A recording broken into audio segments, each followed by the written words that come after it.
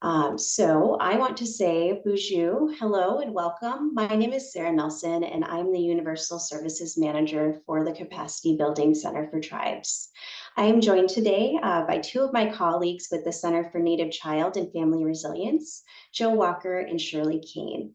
And today we are presenting a webinar centering healing and wellness through resilience-informed care. This webinar is being recorded and it will be shared on the Capacity Building Center for Tribes YouTube channel. We usually post those within a day or so, so be on the lookout for that. We will also send that link out to everyone. So if you have to step away today, we'll make sure you have the full recording to see all of the content. As we get started today, I would like to introduce our speakers. And so I apologize, my screen share went missing. Okay, let's see. So I'm going to introduce each of our speakers. Sorry for that little technical glitch. So first I'm going to start by introducing Joe Walker. Joe is an enrolled member of the Delaware Tribe of Western Oklahoma, and prior to transitioning to the Center for Native Child and Family Resilience, Joe served as the Tailored Permanency Projects Manager for the Capacity Building Center for Tribes. Joe has worked in several positions over the last years. His child welfare-related experience consists of serving as a project evaluator for several projects, such as the Sacred Child Project, the Medicine Moon Initiative, Onayapi, I apologize if I mispronounced that, and Clear Visions. And Joe has also provided training on CMHS's national evaluation while working for ORC Macro, and also served as a child protection investigator for approximately 8 years for a tribe in North Dakota. Joe also served as the interim director of the National American Training Institute located in Bismarck, North Dakota. Prior to his work with the Center for Tribes, Joe had served as a child welfare specialist for the National Resource Center for Tribes. And Joe also holds a Master's of Management degree. So thank you, Joe, for being here. Thank you. And I'm going to introduce Shirley Cain. Shirley Cain is a citizen of the sovereign Red Lake Nation located in northern Minnesota. She obtained her Juris Doctorate from Hamline Mitchell College of Law and a Bachelor's of Arts degree from Metropolitan State University, both located in St. Paul, Minnesota. She has worked in the legal field as a tribal attorney, a state public defender, an attorney in private practice, a tribal judge, and a professor at a tribal community college teaching legal studies. She has also held leadership roles while working with tribal and urban agencies. Previously, she worked for the state of Minnesota, doing child welfare and substance use work with tribes and urban Native agencies. In early 2020, Shirley joined JBS International, working with tribes to address substance use and mental health issues for adults and children. Currently, she is part of a team for the Center for Native Child and Family Resilience. In addition, she serves on the Diversity, Equity, and Inclusion Advisory Council to offer recommendations to JBS leadership. She also works on projects that create podcasts to discuss issues regarding climate change as it affects Indigenous health and resiliency for Indigenous youth and families. So we are joined by two wonderful speakers today. Thank you, Shirley, for being here. Thank you. Okay, and now I am going to pass things over to Joe for our opening prayer. Thank you, Joe. Thanks, Sarah.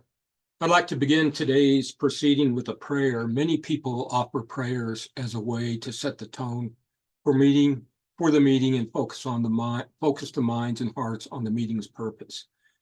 We always ask the Creator, God, for guidance and wisdom in expressing gratitude for everything we have. With that, let us pray. Creator, we come before you again, thanking you for the day and everything you have provided us throughout our lives. Creator, we humbly ask that you be with us and guide our conversation as we enter into our discussions today. Creator, as always, we just ask that you watch over our women and men in the military and in law enforcement. Finally, Creator, we ask that you heal those that are currently sick and in the hospital. Heal their sickness so they may return to their families and communities, and also heal those who have lost loved ones. Wipe their tears and let them enjoy the life that you have given them. We thank you for all things. Aho and amen. And so now I'd like to turn it over to Shirley, who will walk us through what resilience-informed care means. Excuse me. Thank you, Joe. And Miigwech too, thank you for the blessing. I just think it was beautiful.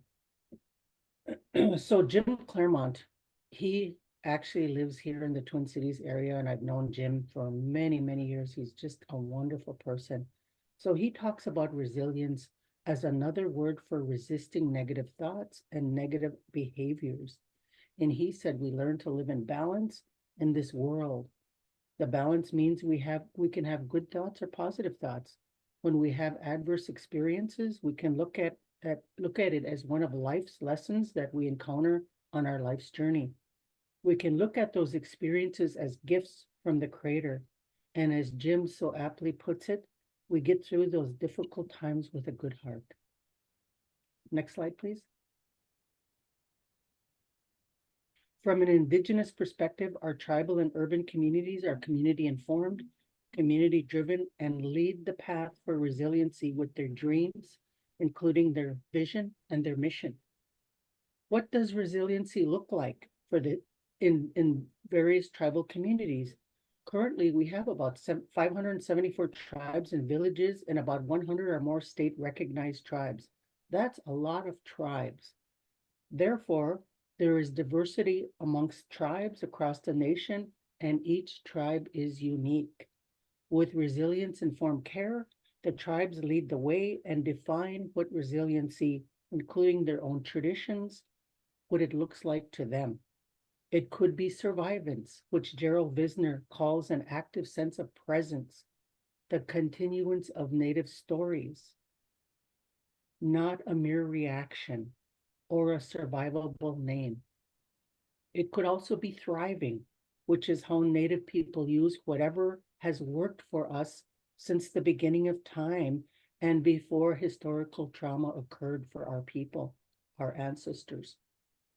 The shared history is defined according to their stories. They tell their stories about how their tribes or villages lived since millennium. Each tribe usually has an origin story or how their people came to be on Mother Earth. Some tribes have originated from certain parts of the land, from mountains, from caves, from water, from the Star Nation, and from a variety of sources. Many of their stories sound beautiful also in their native language. When I was young, my dad told us stories during the winter months because that's the only time we can have stories with the Anishinaabe people is during the winter. And that is how some tribes tell their shared history to describe their resiliency. Many tribes also use their ancestral wisdom to define resiliency, and resilience can encompass language, culture, traditions, rituals, values, and life's lessons. And many elders know this ancestral wisdom. A story I wanted to share was when I was a new attorney. I came back from law school and I went home and I asked a spiritual leader if he could help me do a water ceremony because I had grown up around on the reservation and I had seen the rafts in the water, but I didn't participate in the ceremonies back then. So he said to me, you need to ask the elders in the community. And so he took me to our tribal nursing home and I asked two elders, how do I do the water ceremony? What kind of rafts do I make? What kind of wood do I use? How many do I use for a single person? And then what we did was we put old clothes, my used clothes on the raft. And what we're doing is we were showing the water spirits that we were grateful for giving us the water, for giving us the fish, and for giving us all of our sustenance that we needed to survive and to live. So I was really honored to do that. Again, you ask elders who know about our traditional ways and as they possess that ancestral knowledge and wisdom. Next slide, please. So resilience informed care, it's called a paradigm shift. And a paradigm, what it is, it's like a shift in concept or a shift in a way of thinking or a shift in the way of doing things. And I think this is a pretty big shift. And I'm really happy that it's looking at Indigenous ways.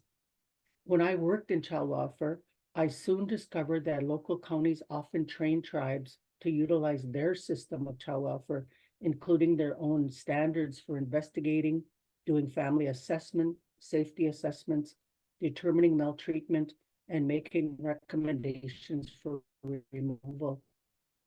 In addition, the ICWA's legislative history, ICWA means Indian Child Welfare Act. The legislative history showed us that by removing Native children from their biological families, they were creating further traumas for our Native children.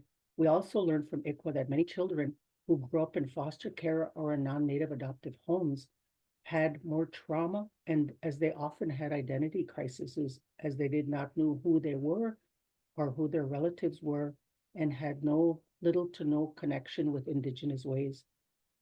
However, resilience informed care uses our Indigenous ways to do child welfare work, which is awesome. There's a project, and it's on this website, it's on CNCFR's website, it's called My Two Aunties. They use traditional ways to do the work. And in many of our family systems, we all had aunties who may have been the disciplinarian, the corrector, the coach, or the person who helped guide the children and families through adversity or through challenges. In this project, they guide the child welfare processes along with the families. Yet it does occur that the situation may warrant a removal. And I found that out when I was a judge, both an attorney and a judge. Sometimes there are situations when you have to remove, you don't have a choice. Can a system be formed that allows for a relative to step into a house to care for a child or for the children? I did that when I was a tribal judge. I had an uncle come to the house and he took care of the family while the parents left and then worked on their case plan. And then they came back to the family. So the anti-helpers, and that's what I'm going to call them, the anti-helpers can assist with prevention programming. They investigate, assess, refer, and try their best to prevent the out-of-home removal. They refer to cultural services, cultural leaders, or healers, and parenting programs. When our parents and grandparents attended the boarding school, we lost our traditional child rearing methods and kinship support. With traditional parenting, programs can help guide the parenting process. The anti-helpers also help create interventions or programming to help the families. These anti-helpers also work with the family to design the case plans. It is resiliency-based as it uses our traditional strengths of families, tribes, and local healers to heal and work with the families. Next slide, please.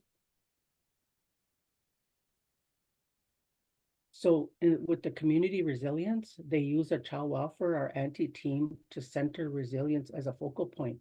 And they help the tribes or the villages or the urban agencies to create their own community resilience strength stories. In many tribes, they use their traditional values to guide the work. In my tribe, we have the values of wisdom, truth, courage, bravery, humility, love, and respect.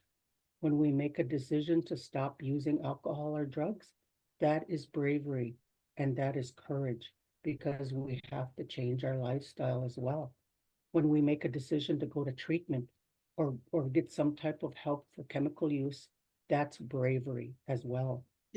When we want to be a good parent to our babies, that's exercising love and nurturance. When we attend a spiritual ceremony and work hard to accomplish a task, like helping with gathering wood for the sweat lodge, that's exercising humility. I remember when my mother started going to sundances, she said for many, many years, all she did was cook. And she knew that was her way of learning. And she said, I had to be humble. I had to learn how to do these things. And as I learned, She said, I got closer and closer to the Creator. So that humility is important. So when an anti-team exercises self-care by smudging, debriefing, assessing, and meditation, that's exercising self-care and self-love. There's examples of building a cultural resilience across tribal child welfare workforces. Those are all examples I cited.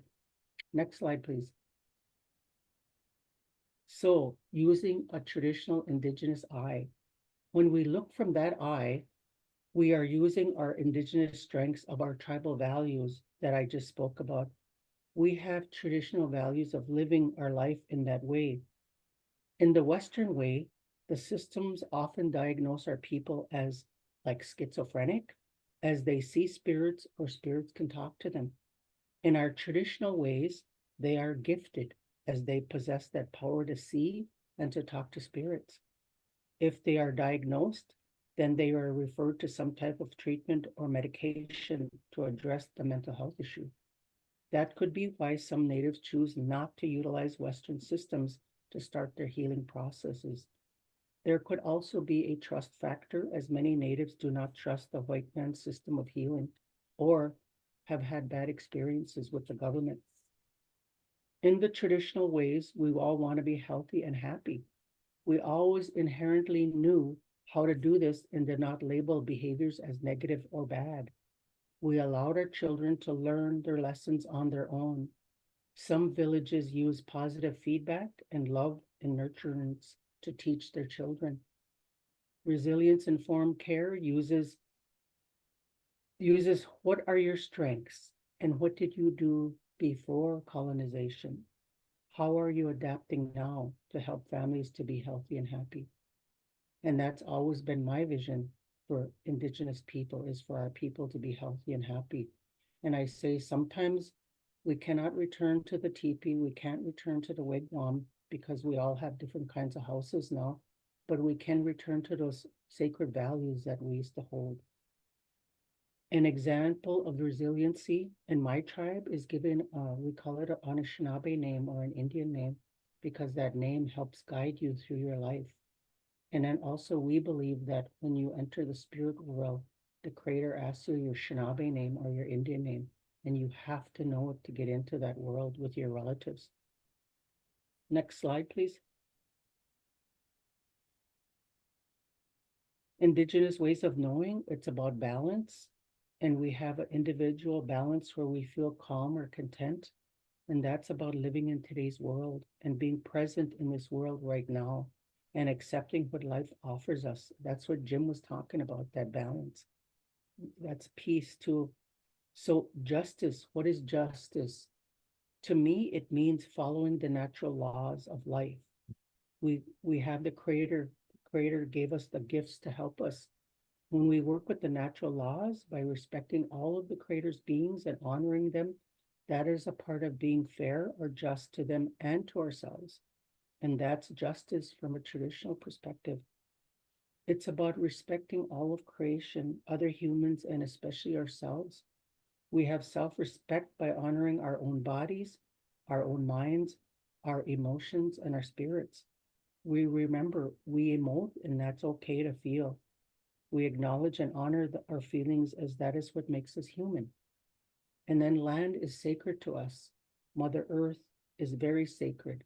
Although I live about 4 hours away, I still love my land and I call it my domicile, even though I know legally it's not, but spiritually it is. So when we put out our asema or tobacco in a reverent way, we're following our spiritual teachings. When we work with historical and political climate of the time, such as right now, we learn from that history and we try not to repeat some of it. We are in the midst of climate change right now, and we need to help Mother Earth and all of nature to help and heal so we don't pollute more.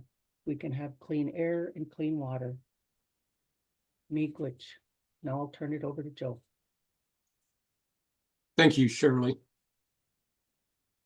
The original task of CNCFR focused on creating a curriculum and supporting materials to improve the quality and effectiveness of culturally relevant in prevention and intervention services for American Indian Alaska Native children and their families. After reviewing, to further that, we established a work group made up of tribal child welfare experts, cultural resilience experts, and experts in child welfare practice. And they were tasked with that responsibility of looking at what was out in the literature, what's been going on in relation to trauma-informed care. And they did that. And so there's a lot of resources available for that, and I'll show you those in a few minutes. But after reviewing the literature, the work group wanted to create a training and associated materials that center on building upon resilience in the community, because their review showed them that there was a lot of literature and programs that involved trauma-informed care. Next.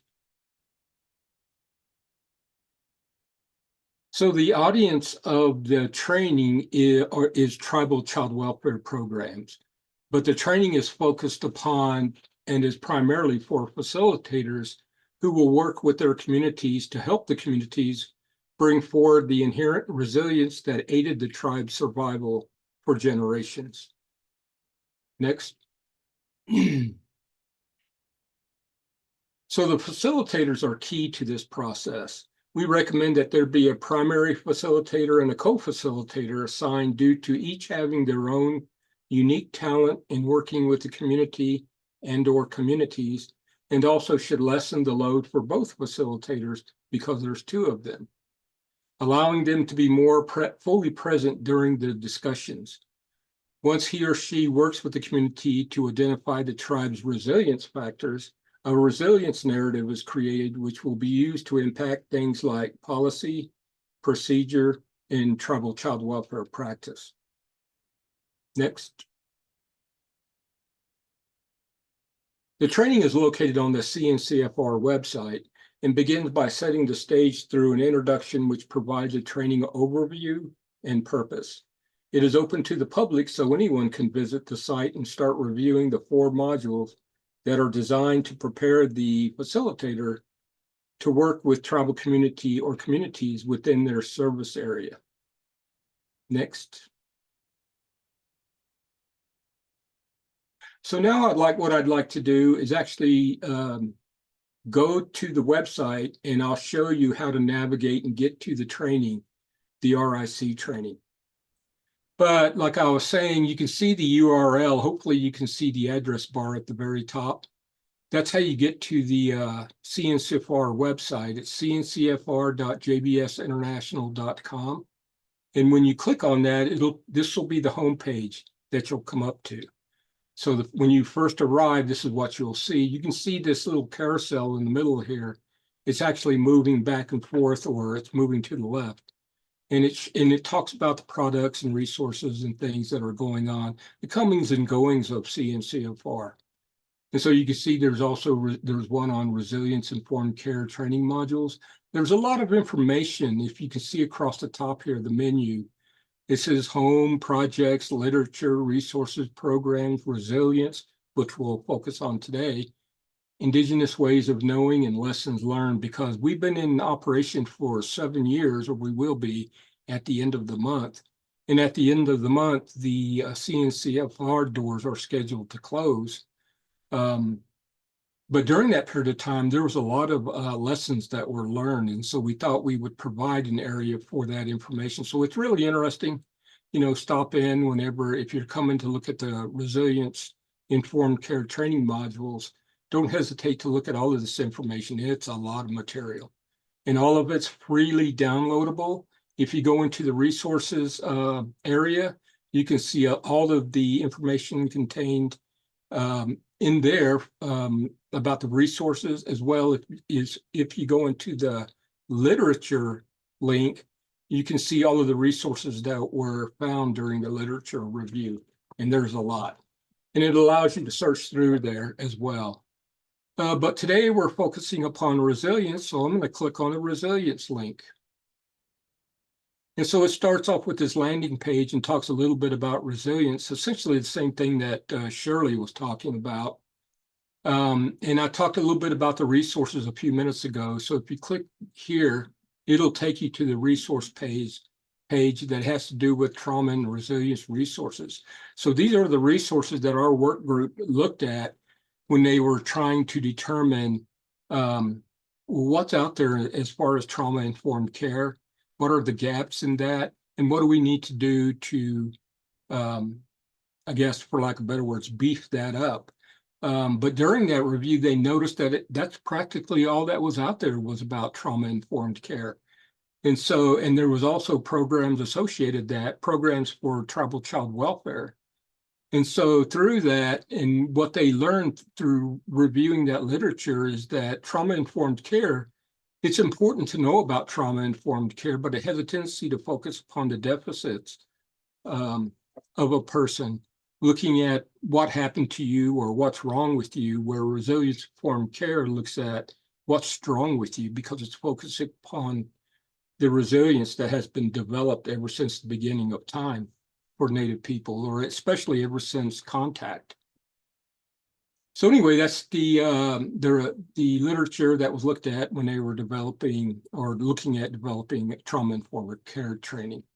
So I'm going to go back to this landing page about resilience. And if you want to actually look at the modules that were developed for the training, you can see here on the bottom, it says, for further knowledge, take advantage of our new resilience-informed care training modules. And so you just click on those blue words and it'll take you to the landing page where the modules are located. It starts out with providing a background of essentially what Shirley was talking about. There's a training overview, and then there's the modules. And so to navigate this site, you can either use the menu on the left-hand side here where it says background, training overview, and the 4 modules. You can click on any of those and it'll take you to that web page. Or you can go to the bottom and just go through each one. You can see it starts out with background here, and the next one is training overview. So you can go to the bottom and click on training overview, and it'll take you to the training overview page. And so in other words, what it's trying to do is give you an idea what resilience-informed care is and what the training looks like before you actually get into the training, which has to do with module 1 through 4. So there's an introduction to the training overview. If you click on this link here, it says click here to read the entire introduction. So you just click on that, and it provides 6 pages of introducing resilience-informed care. It talks about how the work group reviewed the literature around trauma-informed care and how they came up with their decision to focus on resilience-informed care instead because of all the information that was already out there around trauma-informed care. So don't hesitate to read that. All of this material is downloadable as well. So it's all freely downloadable. So take advantage of that. So each module, beginning with the training overview, has learning objectives associated with it. And I'll talk to you about the various things associated with each module in a second. But you can see the learning objectives of the training overview here. And again, if you want to start looking at the modules, you can use the menu on the left, or you can just click this little link on the bottom right. I'm going to click on the first module, resilience. And it takes you to the module 1, resilience-informed care, which talks about resilience-informed care and why it's important to focus upon that. But always to remember that trauma-informed care is important. Again, here's the learning objectives for module 1.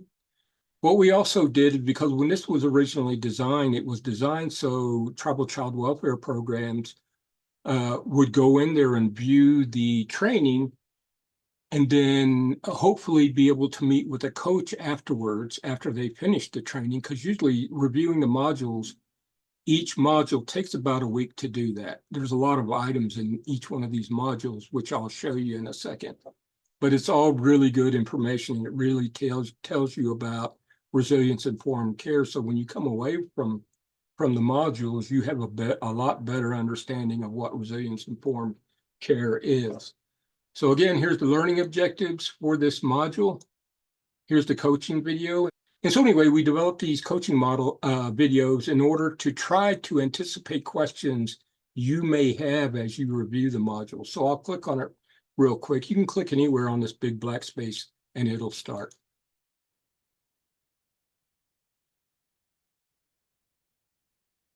So it tells you what the coaching video is. This coaching video relates to Module 1, Resilience Informed Care. So since this was an introductory coaching video, I primarily just talked about how to navigate through the various training modules. And again, you can navigate through by either clicking on the link in the menu on the left. If you want to look at Module 1, you click that one. Same thing for 2, 3, and 4. Or you could go to the bottom and you can click on the next module, which is Module 2. And Module 2 talks about facilitators, what facilitators should know, what they should be ready for, and it talks about how to do a community dialogue. So what I'm going to do is, there's also a way to access the module itself, this Resilience Informed Care module, Module 1. And this is the same for all 4 modules. It'll say, click here to open the Introduction to Resilience Informed Care module. So I'm going to click on that. And it'll actually take, and it automatically starts. Welcome to Module 1, an introduction to Resilience Informed Care. So real quickly, you can navigate through this by the little menu on the left-hand side. You can see all the various items in this module. That there's a lot of discussion that goes through trying to teach you what resilience-informed care is and why we should focus on resilience-informed care. There's activities associated with each one of these modules. Review the handout to understand key components of a trauma-informed framework within a child and family service system. Select the link, the National Child Traumatic Stress Network, Elements of a Trauma-Informed Child and Family Service System. So each one of the modules has activities built into it. As you navigate through the items within that module, you'll end up with an activity that talks about those items you just reviewed. On the bottom down here, you can start it with this button here. You can actually restart it with this little, it looks like an arrow pointing back to the left. So I'm just going to click on that real quick. Activity. You see it starts, and you can stop it by clicking the pause button on the bottom. You can also change the volume with this button. The volume button looks like a speaker on the bottom, and you can move this slider up and down depending on what you would like the volume to be. The little button right next to it is the caption button, and you can click that to turn on the caption. So as that person is talking on the screen, what they're saying will show up in a caption on the bottom. You can also turn that off. You can go back to what you did previous to this item that you're looking at. Right now it's this activity. So if I click previous, it'll go back to number 9, trauma and trauma-informed care, continue. Or you can move to the next item by clicking next. Problematizing trauma-informed care. Or you can get to an item by just clicking on it. So I'll click on 18. Healing-centered engagement. Healing-centered engagement.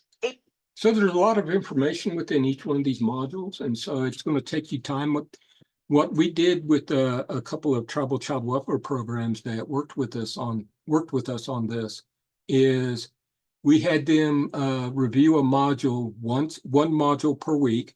We'd let them start on Monday, and then they would end on Thursday, and then on a Friday they would meet with their coach and talk about anything that they didn't really understand or any questions that they had.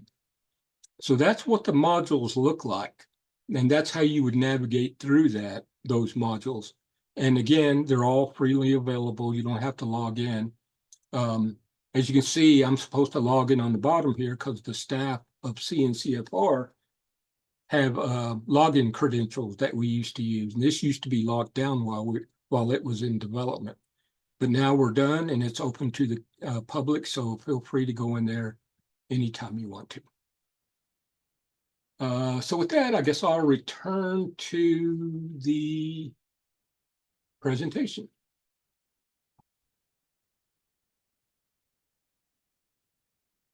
And so we can go ahead and go to the next one.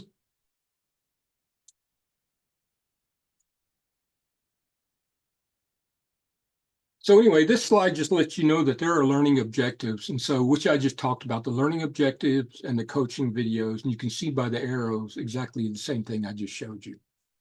So let's go to the next slide. Now we're going to start talking about the resilience-informed care modules. I'll talk to you a little bit about what they're about, what each one of them are about, so that you'll have a good idea whenever you get in there and look at it. Module one opens the door to thinking more critically about trauma-informed care and the goals of community flourishing by centering resilience and wellness. So this module tells you all about resilience-informed care and why it's important to know what trauma-informed care is. It's even of utmost importance to understand resilience-informed care, because the resilience factors are why we're still here, why we survived after settler colonialism. Next. Module two outlines how conducting a community dialogue is the foundation for establishing a guided path towards healing by refocusing culture as foundational to wellness. It provides a set of guidelines for facilitators to use in conducting what's called community dialogues, to help the community envision and articulate its unique version of community resilience based upon their culture, history, and experiences of resistance to settler colonialism. In addition to assisting the community in articulating a picture of community resilience, these community dialogues will also provide communities an opportunity to brainstorm the differences that arise from centering resilience in networks of care instead of centering trauma. Let's go to Module 3. Module 3 builds upon the community resilience narrative defined through the community dialogue in Module 2 and helps the participant reflect specifically on how tribal child welfare programs can align their work with the community's values and vision for future generations. This module will enhance the knowledge and understanding of tribal child welfare program staff, helping them to develop and define desired impacts and outcomes for implementing resilience-informed care in their program. Next. So every day, I'm preaching to the choir here, but everyday professionals work with children and families who are experiencing significant pain, loss, and grief. This module builds on the idea that in order to achieve the effects and outcomes sought effectively across the community, resilience must be centered not only on or for the families being served, but also for the professionals supporting them. This module outlines considerations for concrete, tangible strategies that communities and individuals can implement to support and sustain resilience within the tribal child welfare workforce. Okay, that's the 4 modules. So I'm getting ready to turn it over to Shirley, who will provide a summary of what we talked about so far. And then at the end, we'll offer a chance for questions. Shirley? Okay, thank you, Joe. And thank you so much for the tutorial on the navigation of the resilience-informed care modules and going in there, and very, very techy. Be good. Okay, so what we've talked about is the paradigm shift, and that's the indigenous paradigm shift. And I've already explained about the concepts and the thought patterns, where the original child welfare system, they designed it after like a more punitive kind of system. And so with indigenous ways, we want to have it we still need accountability, because aunties want our families to be accountable, but we want to have that flexibility to do different things with families, to do different things with children. And so it integrates the tribal child welfare, our auntie team. It's led by the people, much as was the way it was done in olden times. And long time ago, our people knew what their duties were. They knew their obligations. They knew their responsibilities. But we allow them, we work with them to define it and tell their own tribal stories. And we can too learn how to resist those bad thoughts or behaviors and do our best to live in balance. And we acknowledge that trauma did happen to us. A lot of us know about the historical trauma. We know about the collective trauma and the intergenerational trauma, especially if our parents or grandparents attended boarding schools, which a lot of us have. My grandmother was at Carlisle boarding school, and I got her records from when she was there. And then my mom was at Pipestone boarding school here in Minnesota, and I got all her records and her siblings' records. So I learned more history about their experiences at boarding school. The other thing that's interesting too is that they don't share the medical history, they only share the educational history. But we do not allow that trauma to define us, much like ACEs. I remember when I first learned about adverse childhood experiences from the Kaiser Permanente study, I thought, oh my gosh, we've been through a lot, and how do I even start the process of healing? So this is part of the healing process. We use our traditional ways, we respect Mother Earth, practice our spirituality or whatever we call spirituality or religion, because some of our people, they practice Christianity, which is fine. Everybody has their own way of doing things, but we acknowledge our historical and political climates, including climate change and how it's affecting our people right now. And how do we give them more tools to be more resilient, especially especially in light of climate change. So next slide. Resilience-informed care, it centers resiliency versus being trauma-focused. So we acknowledge the traumas, but we don't allow that to be the focus. And you know the location, Joe just showed you. Thank you again, Joe.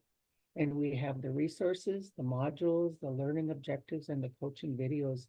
And I've reviewed the whole curriculum, and I think it's fantastic. And it's high time that we looked at things from a more positive perspective and a more strength-based perspective. So we provided an introduction to resilience-informed care. We started building the community narrative. We established impacts and outcomes. And we begin by implementing it across the tribal child welfare workforce. Okay, Joe. Back to you. Thanks, Shirley. We can actually skip over this. I just threw this on originally to show you where the trauma and resilience resources are located, but I just did that whenever I demoed the CNCFR website. So I just wanted to throw this on again to show you where the website is located, which is, you can see the URL here, cncfr.jbsinternational.com. And then to get to the resilience training, you click on resilience, and the menu, you can see I have an arrow pointing towards it. But I also wanted to provide our contact information for me and Shirley in case after this is over, or maybe you get into the website, you start looking at the modules, the training, and you have questions. Don't hesitate to email either one of us or both of us, and we'll do our best to answer your questions. And so with that, we can go to the next slide.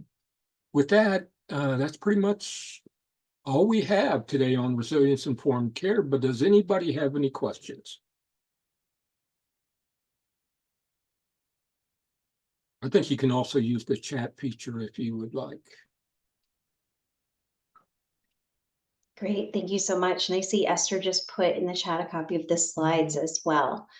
So folks, if you do have questions for our fantastic facilitators, Joe and Shirley today, please feel free to put them in the chat, or you can use, I think there's a little Q&A feature. You can ask your question there. Either way, we'll be able to see it and we'll be able to respond. So we'll give folks a second. Oh, wonderful. Okay, I see someone raise their hand. Let's see. All right, Mary. Let's see. I think you will be able to chat.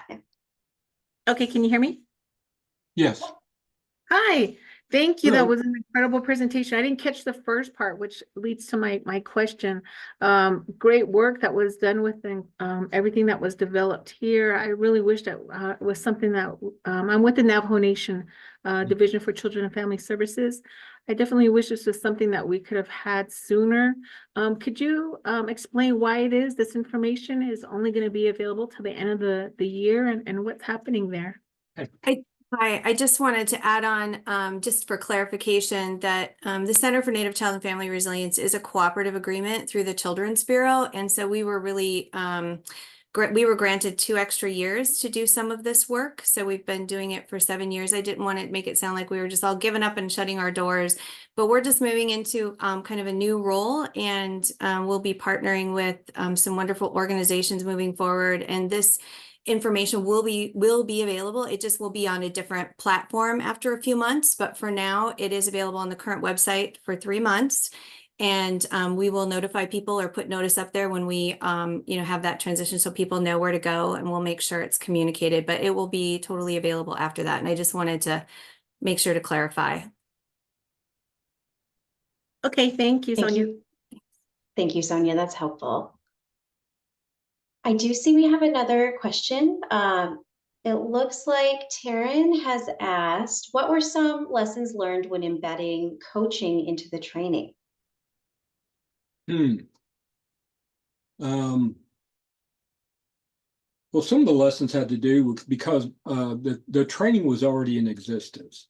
And so we added those coaching videos in later once we realized there needed to be a way to anticipate some of the questions that you may have. So I'm pretty sure if I asked my IT person, there would be a lot of lessons learned about putting a video already into a training curricula online. But right offhand, I mean, we had to actually record those videos. That was a little bit of a challenge. But if you look across the CNCFR website, there's a lot of videos on there that we created, especially around the 5 projects we worked with through CNCFR. And there's also videos around Indigenous ways of knowing. So I'm sure there was a lot of lessons learned, but because it was primarily, I mean, the lessons learned I had to be, well, make sure you're prepared before you start the recording. But I'm sure there's a lot of lessons learned by the IT people whose responsibility was to actually insert that video into an already existing training curricula.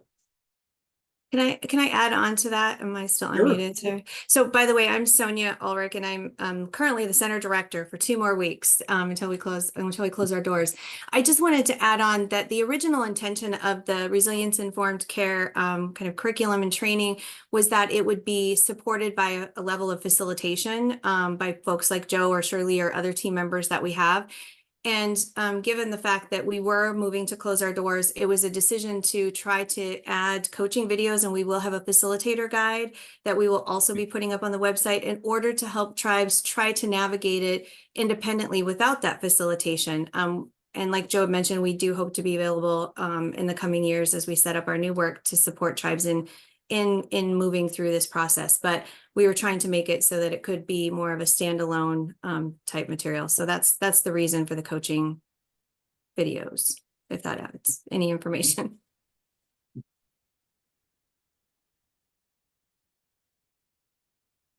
So can I add something? There are tons of resources on the website that Joe showed you. And like he talked about too, the 5 projects that they've worked with throughout the past few years, they're fantastic projects. They've been doing phenomenal work with children and families. And I'm just like so impressed with the work that CNCFR has done. And I came in more toward the tail end of the project, but I can see the work that went into it and the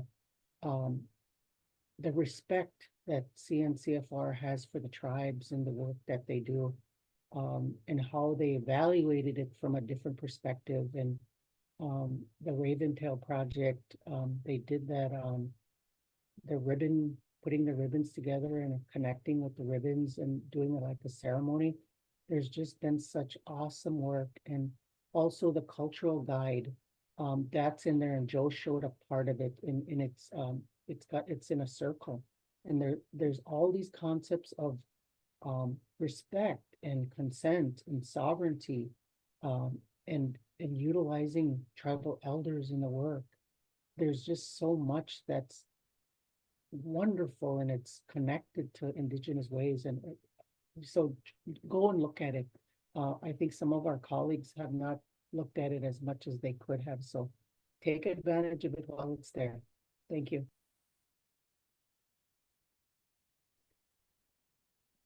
Great. Thank you so much, Shirley. And thank you, Joe and Sonia as well. And to all of our attendees that joined us today, thank you for being here on this Tuesday with us.